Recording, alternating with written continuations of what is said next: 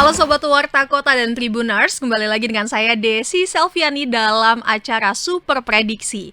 Nah, pada Minggu 14 September mendatang nih kita akan menyaksikan tandingan sengit ya untuk warga Manchester di Inggris. Nah, ini ada pertandingan Manchester City versus Manchester United nih. Jadi derby Manchester ya sebutannya. Ini kan setiap Liga Inggris ini paling dinanti-nanti ya derby Manchester ini, karena kan kedua klub dari satu kota ini benar-benar fansnya fanatik gitu kan. Nah, kita untuk membahas prediksi dari derby Manchester ini udah kedatangan dengan pengamat-pengamat sepak bola ternama kita di Tribun nih. Ada yang di pihak Manchester United, siapa nih? Acungkan tangan. Bung Gilbert ya. Terus ada juga Bung Alfa yang di pihak City ya, yang udah sering juga memenangkan beberapa prediksi di Super Prediksi. Dan ini menang lagi nih bobanya. Menang lagi ya. Nah, ini tahan dulu nih. Nah, ini kalau misalnya pertandingan derby Manchester ini untuk pada hari Minggu ini, kira-kira Bung Alfa dulu nih. Persiapan Manchester City gimana? Kan kelihatannya juga Manchester City tuh kelihatan udah lebih matang ya dibandingin MU gitu untuk pertandingan kali ini kalau dilihat kan. Walaupun banyak cedera ya katanya. Betul, dan ini sih kalau ngelihatnya bukan matang atau nggak matang nih, karena dari 3 match awal MU dan City sama-sama aneh kelihatan mainnya ya, walaupun karena kalau dari sisi City memang banyak pemain keluar masuk dan berganti, apalagi di weekend ini nanti udah kedatangan pemain-pemain baru dan kita bakal ngeliat seberapa jauh bondingnya.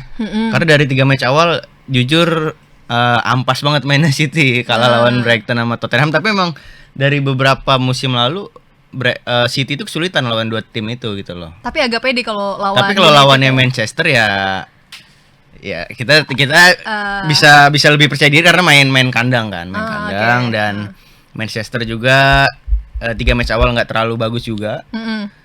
Dan kemarin kalah lawan apa itu tim divisi berapa? Grimsby Town. Itu divisi 4 ya? Divisi 4 Liga Kenya. Kira-kira strategi Pep Guardiola apa nih untuk melawan saudara kandungnya sendiri? Nah, kalau lawan MU tapi sebenarnya lawan MU musim lalu City nggak menang ya? Nggak menang ya kalau musim lalu ya? Iya, tahun lalu nggak menang. Terus musim gimana lalu itu imbang dan kalah. Terlalu takabur kali ya City ya. Nah, tapi memang di musim lalu City mainnya jelek kan, karena ada beberapa faktor, dan faktor terbesarnya adalah nggak ada gelandang kreatif pada musim lalu. Tapi di tahun ini kan di musim ini ada Rodri udah balik lagi, dan ada Reinders juga. Dan Pep Guardiola lawan Manchester United bukan hal baru lah. Pep Guardiola udah lama banget, dan kalau dalam posisi weekend nanti sih bau-baunya bakal ada beberapa mix and match ya, karena ada pemain baru kan kayak Donnarumma. Nah, Tapi dengar-dengar kok disebut-sebut Donnarumma jadi the new Onana di EPL ya. Tapi Donnarumma respect, kemarin Italia menang lawan Israel. 5-4 apa 4-3 ya? 5-4 ya? Ini kemarin Gattuso sebenarnya. Ruben Amorim nih gimana nih buat ngadapin strateginya City depannya? Ruben Amorim. Dari Manchester United melihat pertandingan ini kayaknya itu masih dibilang ya masih monoton ya. Meskipun jago gitu kan, histori yang kuat gitu. Tapi kalau ngeliat 3 match terakhir sama dengan City sangat-sangat ampas. Bahkan MU ada yang kalah dengan liga klub antar berantah gitu kan. Grimsby Town yang juga nggak disangka-sangka lah bisa kalah gitu. Tapi melawan City ini bisa dijadikan sebagai debut pembuktian Manchester United. Karena kemarin MU dihina-hina, dikata-katain, dijelek-jelekin. Katanya menang penalti doang gara-gara menit 90. Bruno gitu kan. Nah, ini nih 4-0 harus dari menit pertama ini. Langsung jadi. Kira-kira nih dominasi Manchester City ini dalam beberapa tahun terakhir lebih disebabkan kan faktor kualitas pemain ya dibandingin MU gitu kan. Taktik Guardiola nih kelemahan di United nih udah dilihat nggak sih apa kalau untuk City sendiri? Karena ini baru match day awal ya, pekan awal tuh pekan krusial juga, karena ngelihat itu tadi bongkar pasang pemain baik dari City maupun MU. Dan di MU juga dari sisi MU kelihatan dari lini serangnya belum terlalu hidup gitu ya. Beda dengan City yang memang udah punya Ajek ya. Haaland dan tapi nggak tahu ini main atau enggak, tapi ya masih ada Marmus yang kelihatannya sih bakal moncer nih lawan MU, tapi lagi-lagi di barisan sama-sama sih. MU tuh ada masalah di kiper dan City pun ada masalah di kiper. Padahal City udah ngedatengin sebelum Donnarumma yang paling baru ada ngedatengin Trafford juga. Tapi Trafford agak-agak juga mainnya kemarin-kemarin dan yang dikhawatirkan adalah ya itu sih City tuh sering kecolongan lewat overlap dan umpan-umpan itu karena memang back-backnya kadang suka nggak hidup tuh, CB-CB-nya walaupun kualitasnya ada ya, ada Kusanov, ada Johnston, ada Ruben Dias dan apalagi Rodri kemarin udah main full juga dan semoga bisa main full lagi bareng sama Reinders. Seharusnya sih bisa ya meredam kalau untuk sekelas permainan MU. Kalau ngelihat permainan MU kemarin ya ngelawan. Tapi ini untuk berkaca nih ya, kalau City sendiri pemain bapuknya siapa nih? Udah dipetain nggak pemain bapuk nih City yang kira-kira pemain bapuknya rata-rata udah mau cabut semua. Kan kira-kira diturunin nggak nanti buat kayaknya sih kalau untuk weekend Super Sunday ini ya nggak ini sih kayaknya nggak diturunin. Riskan diturunin. Ya? Pasti yang udah firmnya Guardiola aja sih. Tapi memang Guardiola ini kan generasi pemain yang treble winner sama Guardiola ini udah makin habis, kayak Kevin De Bruyne dan lain-lain tuh udah pada tersisihkan gitu. Kevin De Bruyne, Phil Foden dan lain-lain tuh Kevin De Bruyne udah cabut, Foden udah tersisihkan gitu. Dan kalau gue sih ngeliatnya kemungkinan kalau untuk besok ya ada beberapa pemain yang memang udah ajak di situ kayak Haaland atau juga Marmus dan Reinders dan Rodri tadi. Pokoknya pemain-pemain kunci di situ lah. Kalau back sayapnya City itu rotasi dia bisa Matheus Nunes dan lain-lain, Rico Lewis juga. Jadi nggak ada yang belum ada yang paten untuk sejauh ini karena di 3 match awal. Nah, kalau MU sendiri pemain bapuknya nih siapa nih kira-kira? Yang harus kalau ngomongin kira-kira dikandangin aja lah nanti buat lawan Manchester City. United dari zamannya Roy Keane masih SD, ya kan? Sangat-sangat bersyukur Andre Onana pindah, alhamdulillah. Ke Trabzonspor. Mau dia dipinjemin kayak dilelang kayak dijual. Gak peduli. Yang penting keluar dari MU karena dia kalau masih di MU Amorim tuh kadang lucu, iseng aja dia udah dapat nih, Bayindir. Capek kali Onana duduk ya. Onana dimasukin kayak kemarin lawan Fulham kalau nggak salah atau lawan Grimsby Town. Kira-kira Onana dipertahankan KPI-nya gimana sih? jelek. Kalau dia Onana itu match-nya cuma 5, golnya 14. Jadi harus kita syukuri, kita patut banggakan, kita patut senangkan. Kalau Onana udah akhirnya ada tim yang mau sama Onana. Alhamdulillah. Saya tuh kemarin sempat bingung. Ini kalau karena gajinya tinggi kan, permasalahannya kan kalau dilepas begitu aja kan secara manajemen nggak terima begitu aja lah. Dari Manchester United. Siapa yang mau nyari ini gitu kan? Emang sebelumnya Inter, tapi kan Inter ada Jan Sommer gitu kan, nggak mungkin ditarik lagi ke Inter. Jadi gimana? Akhirnya ada ya yang Strasbourg yang lagi menerima. Tapi Strasbourg itu tim-tim langganan Liga Champions Liga Eropa sih. Kadang masih bisa dipakai lah buat rotasi mereka. Udah pakai aja. Kalau beli kalau perlu nggak usah musim pinjemnya. Bawa pulang. Nggak usah dibalikin lagi ke Manchester. Nah, kalau jadi nggak bakal turun kalau pemain Babuknya. Dan jadi lebih pede tanpa Onana lebih pede ya. Pede. Bayindir sih udah 2. Cuman ada sedihnya juga perbahasan kiper. Kenapa tuh? Donnarumma itu waktu Hamin 2, Hamin 3 penutupan jendela transfer ke MU. MU. Datang City ngambil lah. Sedih banget. Padahal Donnarumma itu menurut saya tipe kiper-kiper yang mirip Loris tuh. Bagus dia. Mentalnya kuat gitu. Tapi sekarang dicolong gimana tuh? Sekarang colong. Nah ini agak takut juga kalau Donnarumma dipakai di Premier League. Pertandingan kemarin ya gimana nih? Udah tahu celah-celahnya tapi kan? Nggak tahu dong, kan dia baru pindah. Ederson baru tahu celah-celahnya. Jadi agak ngeri juga kalau Donnarumma yang turun dari sisi Manchester City. Tapi ngeliat ini depan MU ya, nggak usah khawatir lah. Ada bapak-bapak Tarkam, Mbumo. Oh, Kalau Donnarumma kira-kira bakal diturunin nggak nih di pertandingan nanti? Dengar-dengar sih katanya udah siap di debut ya. Nah, gimana tuh kalau debutnya nanti 14 September? September. Kita kan dari Manchester United sudah punya racikan-racikan yang oke ya, paten pakemnya Amorim beberapa match terakhir tuh udah dapet tuh dipanya. Emang PD-nya MU beda ya. Betul. Ini memang the next level. Next Depan level. ada- Nah gimana nih Donnarumma katanya bakal diturunin, gimana tuh informasinya? Informasi kemarin sih bakal di debut lawan Manchester United dan waktu persiapan itu kan cukup singkat ya karena dia habis Iya. FIFA match day Iya. Baru banget. dan langsung main di City gitu. Jadi harapannya besar lah, tapi nggak tahu sih. Tapi biasanya Pep Guardiola langsung nurunin pemain-pemain barunya dulu. Dulu pas awal datengin Kusanov juga langsung dimainin lawan Chelsea. Seingat saya walaupun akhirnya sempat blunder, tapi Betul, kan betul. ningkatin kepercayaan diri pemain sama bonding pemain-pemain yang udah lama itu perlu gitu loh. Iya. Apalagi lawannya langsung lawan MU gitu kan. Iya, Tapi kalau secara caps dan pengalaman ya nggak usah diragukan lagi lah ya Donnarumma. Hanya adaptasi aja. Menguntungkan City ya kalau Donnarumma turun berarti ya. Menguntungkan jujur kalau Dan merugikan MU. Main di kandang City lagi kan. Mainnya di kandang City lagi penuh tekanan ya. Nggak tekanan sih, kandang City kan gak ada penontonnya. Oh, iya. Ya, Nggak perlu tekanan Gimana? amat sih. Katanya City Cuma lagi sulit penonton. membobol gawang doang karena Donnarumma yang jaga.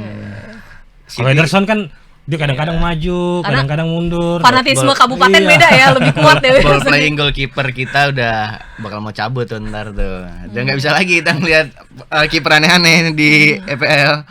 Nah ini tapi kan United udah nggak pernah menang Liga Yes, Inggris dari 2012 nih, sejak era Ferguson. Nah itu gimana nih kalau misalnya kalah dari City? Itu Memang sih kayak sebagai fans MU ya saya akuin 5 tahun terakhir tiap tahun awal musim gelombang trofi tsunami trofi tsunami. Jangan khawatir sih sudah di sini. Nah, Amorim. baru kali ini trofi tsunami itu biasanya di awal karena MU menang. Ya. 5 tahun terakhir lah pasca Covid.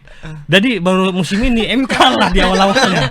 Jadi nggak muncul istilah trofi tsunami, tapi kan jadi anomali gitu. Iya. Ya kan kayak Kota Tangerang nggak di demo orang Kota Aneh. Iya. Jadi anomali. Kenapa Gitu. ini? Biasanya MU tiap awal musim menang tsunami trofi akhirnya kepongkeng ya kan. Nah, ini di awal-awal nih udah seret. Udah seret. Jadi udah nggak pede. Di awal enggak. Berarti kemungkinannya dua. Apa tuh? Apakah bakal juara tanpa tsunami trofi atau bisa makin turun. Makin turun ininya. Skala kualitas permainannya setiap musimnya, tapi sebagai fans MU sejati ya. Wow, ini darah saya kalau di black merah ini. Wah, Ya, memang sebenarnya merah. sebagai fans setan merah sejati ya optimis lah. Iya. Berarti gol tsunami trofi nggak ada, berarti beneran dapat trofi tahun ini. Bukan trofi kecil ya. Ya minimal Liga Inggris biar bisa sekali masuk Liga Champion gitu kan. soalnya nggak main di champion ya. Nggak main di Champion. Emang ada Jadi- dua orang yang susah dibuat percaya, fans MU sama penganut bumi datar. Nah itu strata yang sama. Nah, ini kalau misalnya United nih MU kalah di melawan City kali ini. Ini nasib kalau ini nasib dari Ruben Amorim nih gimana nih kira-kira ke depannya? Sepertinya sih nggak bakal aman-aman aja sekarang Ruben Amorim ya. Aman-aman aja ya. Aman-aman Yang aja. salah Karena- pemainnya Bukan. nggak juga. Seperti kayaknya MU itu nggak baru Ten Hag juga kemarin pakai 3 back ya. Cuman Amorim ini 3 backnya aneh gitu. Oke. Kalau Ten Hag kemarin pakai Ten Hag kan 3-4-3, tapi Amorim itu 3-5-2 lebih seringnya. Jadi 3 backnya MU itu kalau Ten Hag masih dipakai center, 3 back itu dipakai back tengah. Nah, Amorim itu 3 backnya itu ditaruh Dalot, ditaruh Luke Shaw. Tengahnya memang Matic the like. Iya. Tapi kan kanan kirinya kan pendampingnya kan bukan murni back tengah. Itu Iya, kadang iya.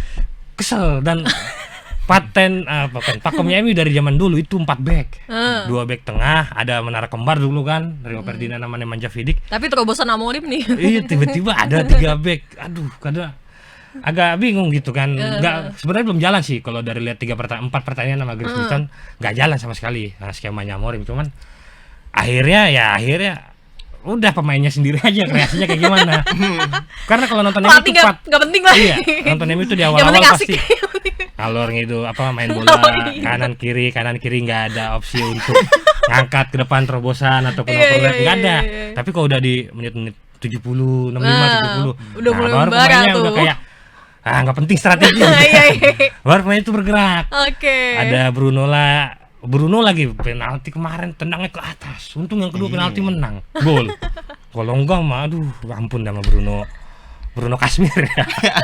Kasmir beda dong. Nah ini filosofinya untuk derby Manchester ini apa sih ke depannya? Ini masuk ke pertunjukan global kah atau ada makna lokal sendiri bagi warga Manchester ini? Kan yang satu kabupaten, yang satu kota nih kan. Orang kabupaten kan ngelawan orang kota gitu. Orang kota agak slow tapi pendukungnya juga. Derby Manchester walaupun mau gimana pun ya kedua timnya bakal memang lagi sama-sama lagi jelek, mau gimana pun juga kondisinya tetap ditunggu-tunggu ya. Iya. Karena termasuk derby yang paling seru ditonton. Iya. Dan biasanya nggak terprediksi juga. Kayak musim lalu City nggak bisa menang lawan MU. Iya benar. Padahal kalau 5 musim terakhir ya Bagusan City. Padahal performanya iya. 5 tahun terakhir tuh kebanyakan City yang menang derby gitu ya. Iya. Kalau nggak salah. Ada 5 kali menang dan tapi di musim lalu memang pure jelek banget sih mainnya. City jelek banget mainnya dan di sisi lain MU nggak usah diomongin kalau musim lalu juga lebih hancur. jadi dua tim yang sama-sama lagi kurang perform di musim lalu dan di 3 match awal ini jelek juga dan ketemu tiba-tiba derby nih baru pekan keempat. Jadi rasanya sih ya patut dinantikan oleh fans di seluruh dunia ya, nggak cuma warga Manchester. Tapi ini ada info tadi terbaru kita dikasih tahu dari belakang layar karena ada beberapa pemain City yang ternyata cedera. Omar Marmoush cedera pas lagi lawan Mesir. Waduh, ini keuntungan buat MU nih ya. Jujur mengkhawatirkan ini. Paraoh kita dihajar. Apakah ini saatnya bumi berputar di pihak MU? Tapi lagi-lagi ya, ini Manchester City itu ketika lawan MU pasti ada aja celahnya. Oke. Dan MU ketika lawan Manchester City ada aja menangnya. Ada aja menangnya, mending menangnya daripada apalagi sekarang kita lihat kemarin sempat cedera waktu lawan Burnley. Tapi sekarang kemarin ramai di updatean postingan story Instagramnya mantan pemain Wolverhampton, Cunha. Saya kira Justin Hapner. Bukan. Justin Hapner udah pindah sekarang. Udah bukan di Wolves lagi. Cunha ini bakal main lagi. Kalau dari lebih cepat ya pemulihannya ternyata. Lebih cepat pemulihannya. Sebenarnya dari ketika awal pembelian ini Cunha, Mbeumo sama siapa satu lagi? Sesko pembelian Amorim. Agak aneh karena bukan nama-nama yang jadi radar atau pusat perhatian gitu kan, baik di klub ataupun penampilan negaranya. Dan ketika nargetin pemain yang bagus ataupun ternama nggak dapet. Tapi ternyata dia itu nunggu Cunha aja lama banget ya dealnya. Nunggu Cunha aja, tapi ternyata emang belum kebukti gitu loh. 3 match belum kebukti. Tapi ya ngelihat bapak seharusnya saya sangat underestimate sama Mbeumo. Badannya gemuk ya kan. Bukan main bola. Tampilannya bukan main bola lah. Lukaku masih gede, ototnya ada. Ini pinggulnya kan gede, Mbeumo. Pinggulnya gede. Ini bisa lari tapi kemarin golin dia lawan Burnley. Meskipun cuma jangan underestimate berarti. Ya gol turun dari langit lah ibaratnya. Gol lah tapi. Ya Haaland kan gitu. Mau gimana belum bentuknya gol gitu. Oke nih. Tapi Haaland kita lihat 3 match awal musim ini enggak seperti awal musim lalu permainannya ya. Yang sangat-sangat diuntungkan sudah enggak ada kreatornya. Kevin De Like. Kevin De Bruyne udah nggak ada di City, dia itu sangat-sangat berdampak itu. Ada Kevin De Bruyne aja yang bisa ngalahin City, apalagi nggak ada kan. Tengahnya diacak-acak itu sama Casemiro, Mason Mount. Kan ada Power Rangers. City, Power Rangers ntar pertama kali di lawan MU nih. Tijani Rangers ya. Tapi Tijani sendiri belum oke banget lah, tapi menunjukkan nggak bisa mengimbangi. Iya karena beda role play kan. Iya nggak bisa mengimbangi De Bruyne. Tapi ada baiknya Rangers itu masuk ke Indonesia aja sih. Masuk ke Liga Indonesia mungkin karena udah nggak bisa jadi WNI. Adanya udah di sini. Adanya udah di Persib Bandung. Udah Rangers kalau misalnya minat nih 3 tahun 4 tahun lagi ke Persija bisa. Persija. Atau Persita bisa ya. Persita bisa, Rangers. Kampung halaman juga bisa. Atau Malut ya. Oh iya, lagi bagus banget itu. Iya lagi bagus. Kemarin golin kan lawan Persib, menang. Tapi udah lah itulah. Ini yang terakhir nih, yang logis aja ya, nggak usah 4-0. Prediksinya kira-kira lawan City ini berapa nih? Kalaupun emang orang yang prediksi 4-0 MU menang lawan City. Ya realistis aja lah, berapa nih kira-kira prediksinya? Kalau prediksi pertandingan kali ini karena bermain di Etihad Stadium gitu kan? Iya, di kandang City. Yang nggak ada supporternya gitu kan? Berapa tuh? Ibarat kata kalau dibandingkan sama GBK masih banyakan GBK itu supporter Etihad. Indonesia kalau main full 68-70 ribu, City paling 5.000 tiket itu juga udah alhamdulillah. Itu Persita itu 5.000 tiket.